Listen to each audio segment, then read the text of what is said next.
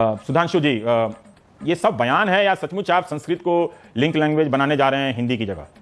एक बहुत भारी कॉलोनियल माइंडसेट की लीगेसी है जो मार्क्स और मैकाले के प्रभाव में है, जो कि भारतीय जो मेधा है उसके जो श्रेष्ठ चीजें हैं उनको डिक्लाइन करने में लगी। ये आप कह रहे हैं कि जिन लोगों ने आपको वोट दिया है वो मार्क्स और मैकाले के प्रभाव में थे। मैं उनके बच्चों की बात कर रहा हूं। जनता वो मिडिल क्लास को आप संस्कृत कैसे सिखाएंगे? मैं ये जानना चाहता हूं। उसको सिखाइए ना संस्कृत, अच्छा है, थोड़ा संस्कृत सीखे वो भी। मैं ये जानना चाहता हूं कि कैसे ग्लोबल बनाएंगे आप उसको। ग्लोबल सिटीजन के दौर में जब वो फ्रेंच सिखा रहे हैं अपने बच्चों को, लोग जर्मन सिखा रहे हैं, मंदारिन सिखा रहे हैं, आप उसमें संस्कृत, हम नहीं कह रहे कि आप गलत कर रहे हैं, पर मुझे ये बताइए कि आप कैसे उस चीज को हासिल करेंगे? सिर्फ कहने भर से नहीं होगा ना। संस्कृत में शपथ लेके लोग चले गए। क्या किया 6 महीने में? आज का नेक्स्ट स्टेज है वॉइस कमांड टेक्नोलॉजी, जिसकी की शुरुआत अब हो चुकी है। तो वॉइस कमांड में वो भाषाएं जिनकी की वर्तनी और स्वर अधिक वैज्ञानिक है, उनका प्रभाव आने वाले दशकों में स्वतः बढ़ता नजर आएगा। स्कूल में सुनते थे कि संस्कृत कंप्यूटर में एक दक्ष भाषा है, कंप्यूटर की शैली में, और उसमें मैं इनकार नहीं करता वो होगी और अच्छी भाषा है, ठीक है। लेकिन बजाय बिना संस्कृत के ही बहुत सारे कंप्यूटर में काम हुए हैं, ऐसी बात नहीं है। और स्टीव रवि जी जो आप बात बता रहे हैं वो 1985 में नासा के एक साइंटिस्ट थे मिस्टर रिक्स, उन्होंने ये बात प्रमाणित की थी कि आर्टिफिशियल इंटेलिजेंस ये वाला उदाहरण छोड़ के लिए संस्कृत सबसे बेहतर लैंग्वेज। नासा के हमारा इसरो वाला ज्यादा ठीक है नासा से। तो चलिए शुरू करते हैं। सुधांशु जी, ये सब बयान है या सचमुच आप संस्कृत को लिंक लैंग्वेज बनाने जा रहे हैं हिंदी की जगह? अगर हम देखें तो भारत में मातृभाषा सिर्फ एक है संस्कृत, बाकी सब भ्रातृ भाषाएं हैं, यानी संस्कृत से निकली हैं और वो सब जैसे भाई होते हैं एक ही माँ के। मैं तो वो नहीं जानता, मेरी मातृभाषा भोजपुरी है, ये बड़ा स्पष्ट है। हाँ, मैं ये जानना चाहता हूं कि क्या उमा भारती की बात में सचमुच इतना दम है कि अंग्रेजी की जगह आप संस्कृत को लिंक लैंग्वेज बना सकते हैं? ये संभावना आज है क्या? Good question. संस्कृत में तो खूबी है, आप कैसे बनाएंगे बताइए? आपने कहां बना दिया है? मध्य प्रदेश, छत्तीसगढ़, गुजरात, यूपी, सब जगह आप शासन में रहे, कहां आपने लिंक लैंग्वेज बना दिया संस्कृत का? देखिए रवि जी, एक तो अगर हम लोग ये मान ही लेते कि संस्कृत के अंदर बहुत खूबियां हैं तो आज हमारी ये डिबेट का विषय ही नहीं होता। एक बहुत भारी कॉलोनियल माइंडसेट की लीगेसी है जो मार्क्स और मैकाले के प्रभाव में है, जो कि भारतीय जो मेधा है उसके जो श्रेष्ठ चीजें हैं उनको डिक्लाइन करने में लगी। ये आप कह रहे हैं कि जिन लोगों ने आपको वोट दिया है वो मार्क्स और मैकाले के प्रभाव में थे। मैं उनके बच्चों की बात कर रहा हूं। जी, मैं उनकी बात नहीं कर रहा हूं, भारत के पॉलिटिकल और इंटेलेक्चुअल एस्टैब्लिशमेंट की बात कर रहा हूं। हाँ। मैं भारत के पॉलिटिकल एस्टैब्लिशमेंट इंस्टीट्यूशन में जो डोमिनेंट लेफ्टिस्ट एलिमेंट था मैं उसकी बात कर रहा हूं। राइट, ठीक है। उस कारण से तो इसीलिए आज डिबेट हो रही है, अन्यथा सब मान लेते तो कोई विवाद का विषय नहीं। संविधान जनता वो मिडिल क्लास को आप संस्कृत कैसे सिखाएंगे? मैं ये जानना चाहता हूं। उसको सिखाइए ना संस्कृत, अच्छा है, थोड़ा संस्कृत सीखे वो भी। सही कहा। मैं ये जानना चाहता हूं कि कैसे ग्लोबल बनाएंगे आप उसको। ग्लोबल सिटीजन के दौर में जब वो फ्रेंच सिखा रहे हैं अपने बच्चों को, लोग जर्मन सिखा रहे हैं, मंदारिन सिखा रहे हैं, आप उसमें संस्कृत, हम नहीं कह रहे कि आप गलत कर रहे हैं, पर मुझे ये बताइए कि आप कैसे उस चीज को हासिल करेंगे? सिर्फ कहने भर से नहीं होगा ना। संस्कृत में शपथ लेके लोग चले गए। क्या किया 6 महीने में? आज का जमाना टेक्नोलॉजी का जमाना हो गया है। हाँ, टेक्नोलॉजी जिस दिशा में जाएगी, सबको आखिर में घूम फिर कर टेक्नोलॉजी के हिसाब से चलना पड़ेगा।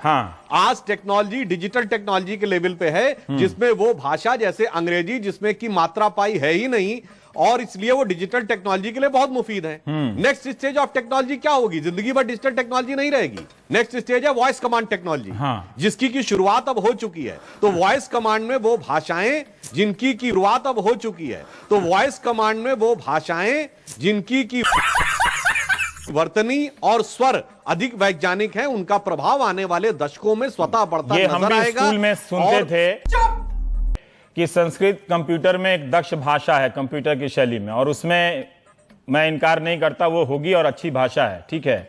लेकिन बजाय बिना संस्कृत के ही बहुत सारे कंप्यूटर में काम हुए हैं, ऐसी बात नहीं है। और स्टीव रवि जी जो आप बात बता रहे हैं वो 1985 में नासा के एक साइंटिस्ट थे मिस्टर रिक्स, उन्होंने ये बात प्रमाणित की थी कि आर्टिफिशियल इंटेलिजेंस ये वाला उदाहरण कंप्यूटर के लिए संस्कृत सबसे बेहतर लैंग्वेज। नासा के हमारा इसरो वाला ज्यादा ठीक है नासा से। मुझे आप इस सवाल का जवाब नहीं दे रहे हैं। एक भी आप लोग जब भी सरकार में आते हैं, पिछले बार भी 98 में, आप जरूर 2-4 संस्थाएं बना देते हैं संस्कृत के लिए, लेकिन अंततः वो सब कागजी बनकर रह जाती हैं। मुझे ये विश्वास दिलाइए कि महज नारेबाजी के अलावा आप क्या करने वाले हैं? क्या बात है सर, क्या बात है सर। नहीं, मैं कहूंगा आप गलत कर रहे हैं तो आप 100 भारतीय परंपरा के तर्क देंगे। मुझे ये बताइए कि संपूर्णानंद विश्वविद्यालय में 50 से भी % से भी कम टीचर है वहां पे।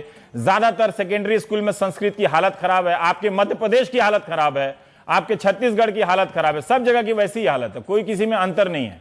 कहां ठीक कर पाए आप संस्कृत को लेकर? देखिए, जो संस्कृत के प्रभाव का विषय था वो राष्ट्रीय परिप्रेक्ष्य का विषय था। हमारी सरकारों ने अपनी सीमा में रहते हुए कई महत्वपूर्ण कार्य किए। उदाहरण के लिए उत्तर प्रदेश में हिंदी में तृतीय पेपर अनिवार्य संस्कृत का हमारी सरकार के जमाने में 1991 में लागू किया गया। यही सब इससे कहीं ना कहीं पर आपके पास है ना कि पेपर अनिवार्य कर दिया, बोर्ड बना और अभिरुचि दोनों की हमने नहीं। सुधांशु जी, हो सकता है मैं ज्यादा टोक रहा हूं, लेकिन मुझे इस सवाल का जवाब चाहिए आपसे कि आप इस भाषा को कैसे आज की तारीख में लिंक लैंग्वेज बना देंगे, क्या करेंगे, कैसे बना देंगे? मुझे समझ में नहीं आती है कि लिंक लैंग्वेज बनाने वाला जो उमा भारती जी का बयान है वो उन्होंने एक स्पेसिफिक संदर्भ में अपना एक विचार कहा है। अगर उस दृष्टि से देखें तो संविधान सभा में संस्कृत को राष्ट्रीय भाषा बनाने का विचार भी हुआ था, ये लिखित कार्रवाई का पार्ट है। और प्रस्ताव करने वालों में डॉक्टर अंबेडकर जैसे लोग भी थे। अच्छा, मिडिल क्लास ये कर सकता है कि वो संस्कृत का ट्यूशन रखना शुरू कर दे, ठीक है ना? देखिए, तो मैकॉले वाले को छोड़िए, जो वोटर है आपके उसके परिवार के बच्चों को बताइए, क्या आप उन परिवारों के बीच जाके कह सकते हैं कि आपके बच्चों के भविष्य को सुरक्षित रखने के लिए हम फ्रेंच, जर्मन या अंग्रेजी को हटाकर संस्कृत ला रहे हैं? देखिए, उधर बात कीजिए, मैकॉले वाला छोड़िए, वो गॉन केस है वो सब। हाँ, नहीं, वो तो गॉन केस है। मैं कह रहा हूं फ्यूचर देखिए, जहां टेक्नोलॉजी आपको ले जाने वाली है। कोई भी लैंग्वेज होती है, उसको देखने के तीन डायमेंशंस होते हैं जिसपे उसको कसौटी पे घुमा दे रहे हैं बॉल को, स्पिनर हैं आप बड़े अच्छे। सुनिए, प्रभावकता होती है, वैज्ञानिकता होती है और संस्कार होते हैं। हर लैंग्वेज 3 चीजों से बेस पे चलती है। जो लैंग्वेज परफेक्ट होगी अल्टीमेटली पूरे संसार को उसकी तरफ जाना पड़ेगा, संस्कृत की तरफ। और अब ये जमाना चला गया जब लोगों ने सत्ता के दम पर चीजों को स्थापित किया था। आप तो वही कर रहे हैं। वैज्ञानिकता और प्रामाणिकता के दम पर वही चीजें आएंगी। जब भी आप लोग सत्ता में आते हैं तभी संस्कृत करते हैं। मजा आया। अरे मान्यवर, प्रश्न तो यह पूछना चाहिए कि संस्कृत जब थी 2006 में हटाई क्यों गई? ये जर्मन क्यों लाई गई? क्या कहीं इस कारण से तो नहीं? मैं ये बात देखिए बिल्कुल आरोप में नहीं कह रहा हूं। क्या इस कारण आखिर जर्मनी क्यों लाई गई? अरे ये बताइए, इटली में सेकंड लैंग्वेज क्या है? इटली में Italian is the first language. आप जानते हैं कि संस्कृत के योगदान में जर्मनी का बड़ा योगदान है, संस्कृत के विकास में। उसके और मैं ये कह रहा हूं कि संस्कृत के विकास प्रधानमंत्री नरेंद्र मोदी ने एक कोट किया था कि जर्मनी में संस्कृत में रेडियो पर खबरें पढ़ी जाती हैं, जैसे भाषण में बोल रहे थे। जी, ऐसा है। मैक्स मूलर से लेकर आर्थर शोपेनहावर जैसे विद्वानों ने बहुत भारी योगदान दिया है। और जर्मनी के बड़े बड़े वैज्ञानिकों, जिसमें हाइजेनबर्ग से लेकर अल्बर्ट आइंस्टीन तक शामिल हैं, जिन्होंने की संस्कृत ग्रंथों में से अपने बहुत सारी चीजों के बारे में बहुत अच्छी और सकारात्मक। चलिए ठीक है, बहुत बहुत जी। चलो भाई, देखो अब मैं क्या करता। संजय झा जी, संजय झा जी, आपके बच्चों के भविष्य के बारे में सुधांशु जी इतनी अच्छी अच्छी बातें कह रहे हैं और आप लोग हैं कि उनसे सहमत नहीं है। संस्कृत में जवाब दीजिएगा। देखिए, हाँ जी रवि जी, मैं इतना ही कहना चाहूंगा कि यदि इसमें संविधान का उल्लंघन हुआ है, या कोई जबरदस्ती एक विदेशी भाषा को यहाँ पर जबरदस्ती लाया गया है, तो 3 साल तक ये भारतीय जनता पार्टी कर क्या रही थी? क्योंकि सारे केंद्र विद्यालय तो पूरे देश में पूरे हर जगह उनका वितरण है। तो अचानक उनके राज्य में तो उनके सरकार है, वहां भी केंद्र विद्यालय है। 3 साल तक ये चुप रहे। अचानक अकस्मात इनके दिल को बहुत दर्द पहुंचा है कि यहाँ हमारी एक संस्कृति के साथ मजाक किया जा रहा है। ये सब मैं समझता हूँ कि बेबुनियादी नहीं, ये बेतुका आरोप है। एक तरफ प्रधानमंत्री बोलते हैं फॉरेन डायरेक्ट इन्वेस्टमेंट को लाइए, और यहाँ इनको जर्मन लैंग्वेज और 70,000 छात्र जो चाहते हैं कि वो करें, जो केंद्रीय विद्यालय ने खुद कहा है कि इससे उनको प्रगति, उनको लगता है कि भविष्य में होगा उनके स्कूल्स के लिए, तो इसमें उनको बड़ी आपत्ति है। ये बड़ा अजीबोगरीब एक मैं समझता हूँ हालात है। कई लोग पूछ रहे हैं कि आप लोग जब विपक्ष में होते हैं तब तो संस्कृत की मांग नहीं करते, उसकी आवाज नहीं उठाते। ये बड़ी अच्छी बात कही आप। नहीं, ये कहना गलत है। हम लोगों ने सतत, जब ये संदर्भ आया था, जब भी भाषा का संदर्भ आता है, हमारा आग्रह इस प्रकार कर रहता है और वो उसको हम मैं एक वाक्य सिर्फ कहना चाहूंगा। अभी संजय झा जी ने जो एक बात कही कि हम डार्क एजेस में जा रहे हैं, और जिस ढंग का परिवर्तन इन्होंने जो आरोप लगाया कि हम लोग या संघ के इशारे पे हो रहा है, इस पे मैं सिर्फ ये कहना चाहूंगा कि यह बात पूर्णता निराधार है। डार्क एजेस तो वो थी। आज गुरु तेग बहादुर का बलिदानी दिवस है। एनसीईआरटी की बुक्स में क्या लिखा था कि कि Guru Tegh Bahadur has created a law and order problem. ये आपने पढ़ाया था, आपने इतिहास में यह पढ़ाया कि Shivaji has looted Surat, Maharana Pratap was a phonetic patriot. आप इतिहास में क्या पढ़ा रहे हैं? इसलिए मैं कह रहा हूं कि डार्क एजेस वो थी आप जो क्या पढ़ा भारत रहे के हैं? इतिहास का एक विद्रूप चित्रण था, भारत की आप बताइए ना, आप परंपरा क्या के पढ़ा बारे रहे में हैं? गणेश जी का प्लास्टिक घोर आपत्ति क्या बात है सर, क्या बात है सर। कि इस विषय को, जर्मन भाषा को अगर हटाना ही था तो सत्र पूरा हो जाता। 70,000 बच्चों को आप ही को अचानक अभी हटा दे दो आधा टर्म के बाद और बोले कि आप अंग्रेजी पढ़िए, पढ़ लीजिएगा। सही कहा सर। सिंपल बात बताइए। सबसे बड़ी बात तो ये है, वो ठीक है कि 70,000 की संख्या बहुत कम है। संगठन में हाँ। जो जर्मन या अन्य विदेशी भाषाएं पढ़ाई जाती थी, हाँ। वो असंवैधानिक थी। हाँ। हमारे भाई ने अभी भाई साहब उन्होंने ने कहा कि बताया है, संविधान में कोई प्रावधान नहीं है त्रिभाषा का, तो असंवैधानिक कैसे हो गई?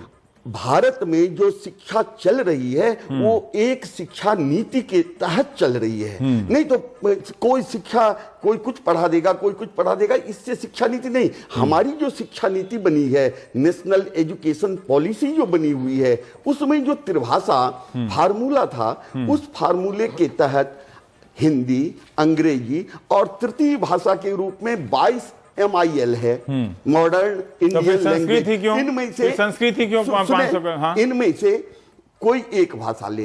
अब संस्कृत के लिए सबसे पहले तो मैं एक आपत्ति दर्ज करूंगा। ये जो राजनेता इसे राजनीतिक रंग दे रहे हैं, मैं सख्त खिलाफ हूं। सबसे पहले आवाज, वो रंग ना दे तो संस्कृत को कोई पूछेगा भी नहीं, ये भी सच्चाई है। सुनिए, सबसे ये भी सच्चाई है कि वो जितना रंग ना दे। विश्व शिक्षक संघ ने ITI डाला। ITI डालने के बाद में वहां से जानकारी हासिल की केंद्रीय विद्यालय संगठनों से।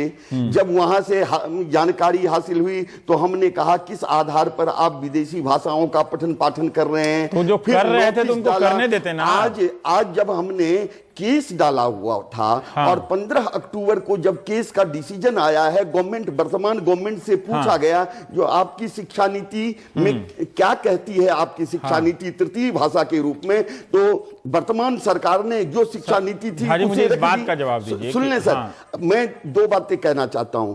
अब चूंकि आपने एक बात कही, तो जो हमारा नियम था शिक्षा नीति के अनुसार शिक्षा होनी चाहिए, इससे आप सभी सहमत होंगे और सभी को सहमत होना चाहिए। हम नहीं सहमत हैं, हम किसी से सहमत हैं तो भारत के संविधान और भारत की नीतियों पे आप सहमत नहीं हो पाएंगे। क्या दूसरी शिक्षा नीति बनी? इस शिक्षा नीति को यदि आप नहीं मानते, नेशनल एजुकेशन पॉलिसी संविधान का पार्ट नहीं है। ठीक है।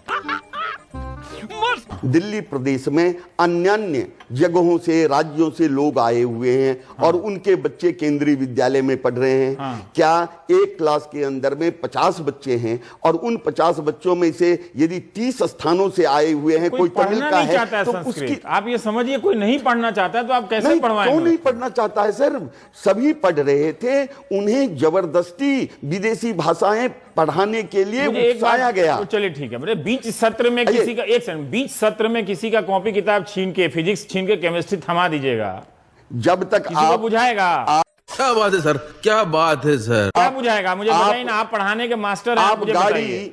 आप वो अगले सत्र से आप उसको संस्कृत पढ़ाइए, उर्दू पढ़ा दीजिए, हमको कोई दिक्कत नहीं है, लेकिन बीच में उसका जर्मन का किताब छीन के कानून, आप कैसे उसको पढ़ाएंगे? आप कानून की जानकारी के बिना ड्राइव कर रहे हैं। कानून की बात नहीं मान रहा। जो ही आपको पता लगता है कि मैं गलत ड्राइव कर रहा हूं, तो वहीं से आप सही। आप उस 3 महीने की पढ़ाई में आप सिंबॉलिक लड़ाई तो जीत गए, वो ठीक है, उसमें तो कोई झगड़ा नहीं है आपसे। मैं कह रहा हूं उस 3 महीने में आप संस्कृत के साथ क्या इंसाफ करने वाले हैं? नेताओं को तो आपने कह दिया, एक मास्टर के रूप में आप क्या इंसाफ करने वाले हैं? मैं आपको अभी पता चलेगा, बता देता हूं। धातु रूप पढ़ा के पास कर देंगे उनको। धातु रूप पढ़ा करके नहीं, यदि 10 पाठ हैं या 12 पाठ हैं तो 3 पाठ एक सेमेस्टर के लिए आता है। और मैं वादे के साथ कहना चाहता हूं, जो 3 पाठ को 1.5 महीने के अंदर जो अग्रिम परीक्षा होगी उसमें बच्चों को आसानी से सिखा सकते हैं। फिर वही रास्ता, रटवाने वाला रास्ता जो आप पूर्वानंद कह रहे थे। एक बात आपने ये सुधांशु जी से पूछी थी, जो कि क्या आप जो लिंक भाषा बनाना चाहते हैं तो संस्कृत को बना सकते हैं। मैं आपको बताऊं, अंग्रेजी का प्रचार प्रसार इतना कैसे हुआ। एक आप नई गाड़ी खरीदते हैं, वहां डीएल अपना नंबर भी यदि देते हैं तो संस्कृत में होना चाहिए, है ना? क्यों नहीं होना चाहिए हो? हम तो कह रहे हैं कि आपको वोट मिला, आप सब करवा दो। मैं तो चाहता हूं कि जो आप जैसा चाहते हो वैसा ही हो ना। संस्कृत में नंबर प्लेट लिखा हो, ये अच्छा रहेगा। ये डीएल यदि आप सर लिखते हैं तो उसके बदले दिल्ली यदि आप लिखेंगे तो उससे भाषा और का प्रचार प्रसार होगा। एक और बात मैं कहना चाहूंगा, क्या है ना सर, रवि जी पहले सुनने की कोशिश करिए। ये सब गांव में बैठ के हम लोग भी सोचते थे यहाँ पर ये लिख देंगे तो भाषा का विकास हो जाएगा, वैसे नहीं होता। मैं एक निवेदन करना चाहता हूं, जरा शांति से सुने। यूपी, बिहार या अन्य जगह से कुछ भी नहीं पढ़ी लिखी औरतें यदि दिल्ली आ जाती हैं और वो बार बार अंग्रेजी के शब्दों को सुनती हैं, तो वो अपने घर में भी अंग्रेजी का व्यवहार करना शुरू कर देती हैं। इससे आप सहमत हैं या नहीं? सहमत हैं, एकदम सहमत, एकदम सहमत हैं। तो हमारे संस्कृत के प्रचार प्रसार में कमी रही है, और वो प्रचार प्रसार की कमी कहां रही? ये केवल अध्यापकों की कमी यदि कोई बताते हैं तो उसे हम मुझे ब्रेक लेना, बाकी अपने नेता में क्योंकि उसकी व्यवस्था में कमी आई। मैं बता रहा हूँ झा जी, कमी कहाँ रही। मेरा जब यज्ञोपवीत संस्कार हो रहा था तो कान में मेरे जो गुरु थे उन्होंने गायत्री मंत्र फूंका और उसके साथ मुझे चेतावनी दी कि इसे स्त्रियों और शूद्रों के सामने इसका पाठ नहीं करना है। तो संस्कृत को किसने रोका, इसके बारे में हमें सोचना पड़ेगा। तो हम ब्रेक ले लेते हैं। मैं 11वीं में पढ़ा से पूछना है कि ये भाषा को लेकर जब भी इनकी सरकार आती है इस तरह के संदेह क्यों फैल जाते हैं? 11वीं में उठो जागो, अब बड़ों को प्राप्त करके और जागो, जागृत हो। ये तो सब भाषा में कहा गया है ये बात। नहीं, एक बात बताएं, छोटा सा ब्रेक ले लेते हैं। मेरे दर्शकों को प्लीज मत जगाइए, टेलीविजन के दर्शकों के साथ मत जगाइए। शूद्रों के लिए, यहाँ पर कास्ट के लिए। ब्रेक के बाद आएंगे। अब देख लिया आपने इनका, मैं थोड़ा राजनीतिक सवाल आपसे करना चाहता हूं कि जब भी आपकी सरकार आती है हिंदी और संस्कृत को लेकर बड़ा बवाल मच जाता है। संस्कृत में एक ट्वीट कर दीजिए, तब तक मैं छोटे से ब्रेक के बाद आता हूं।